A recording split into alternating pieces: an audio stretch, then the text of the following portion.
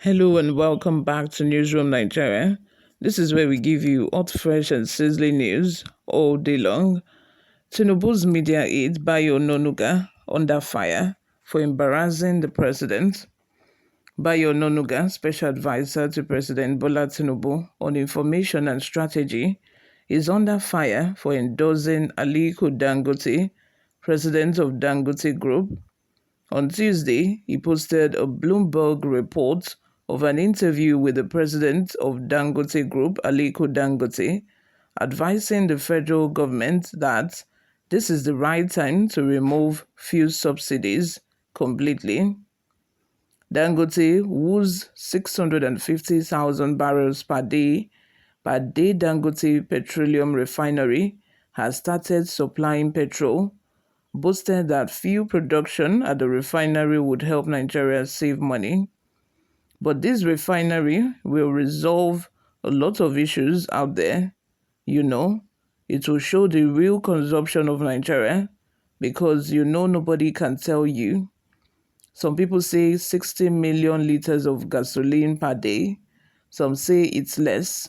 But right now, if you look at it by us producing, everything can be counted. He was quoted to have told Bloomberg.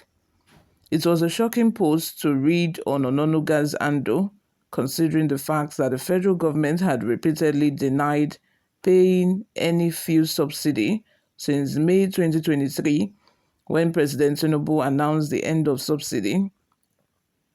It was therefore not surprising that he quickly deleted the post.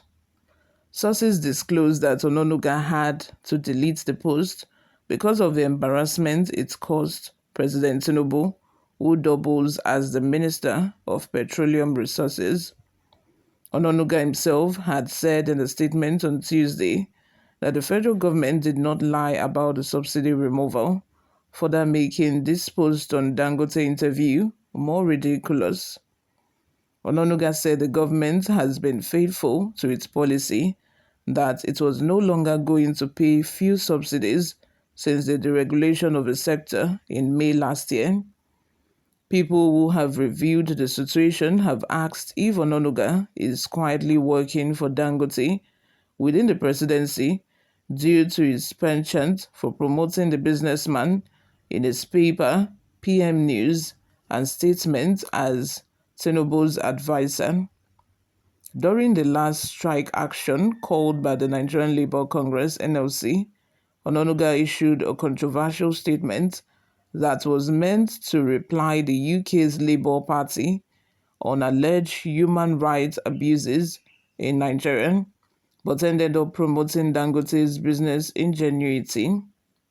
The statement, titled "Nigeria, a country governed by law," categorically denies any human rights abuse, attacked the NLC, saying it undermined Dangote and others who wanted to buy Nigerians' moribund refineries in 2007, accusing the NLC of always taking positions that stunted the economic growth and development of a country.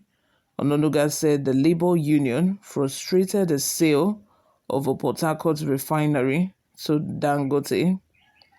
Further checks on Onanuga's social media activities show that the presidential aide has been actively promoting the recent actions and statements of Dangote through his X, formerly called Twitter account.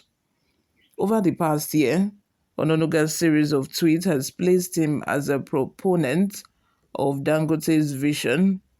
His tweets, such as "Dangote refinery must not fail" in July 2024, or his congratulatory message to the Dangote Group on December 10, 2023, for the refinery's progress, depicts a spokesperson who is not only endorsing Dangote's achievements, but actively working to promote the billionaire's standing in public conversations. In one of his tweets on May 22, 2023, Onanuga recounted how Dangote's refinery journey began over a decade ago, despite being labeled a foolish man for his decision to invest billions of dollars in the project. Onanuga wrote, "Some years ago, Aliko Dangote, Africa's richest man, invited media leaders to a luncheon at the Proti Hotel in Ikeja to mark his 55th birthday.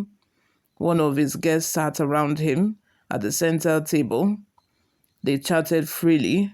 Discussions about our country, the state of the economy soon veiled into discussing the absurdity of our country, being a major crude exporter and also a major importer of refined petroleum products. Our colleague from a major business paper said the local conditions were unfavorable to any investor who wanted to build a refinery. He then made a remark that I believe he would live to regret. Only a foolish man will build a refinery in Nigeria." Aliko, who had listened to all our business and political pontifications, interjected, "I am that foolish man." A pin drop silence enveloped the table as it dropped the unexpected news. "My company has just decided to build a refinery in the country, but we are doing it big." Those were his exact words. As the multi-dollar billionaire told us, he was willing to spend close to $9 billion on the project. The media big man became speechless. The rest of us caught the contagion of being flummoxed as well as Aliko expatiated on the project. In the post shared after former President Muhammadu Buhari inaugurated the refinery, Onanuga added, "For Aliko, all is well that ends well. The complex will bring to an end our country's many decades of shame for being unable to refine its crude and having to depend on importation, wasting scarce forex. The foolish man of 11 years ago has demonstrated once again that he is a man of wisdom, a peerless, shrewd investor who sees clearly, who sees, who sees clearly the bigger picture when his compatriots are bogged down by parochialism and immediate monetary gains. Whether Onanuga's endorsements are merely a celebration of Dangote's achievement or calculated efforts to manage public perception of a billionaire amid its perceived rift with government entities is a question begging for answer. You, or what do you think about the constant promotion of Dangote by Onanuga? Do you think that there is an assignment or there is a deal that have been given to him by the billionaire? What are your thoughts? Let's have them in the comment section. But before we go, guys, let's just take one comment from people online. Michael says, since Tinubu feels Bayo Onanuga is the man for that position, he will keep on suffering it. Bayo Onanuga destroyed MKO Abiola. He will do so to Tinubu. He's already loading. Bayo Onanuga is a typical kind that is not really composed. He is very critical in creating nonsense. If Tinubu keeps surrounding himself with anything Yoruba, it will go well with him. You all, thank you very much for always listening and watching. I will see you in my next video. Bye for now.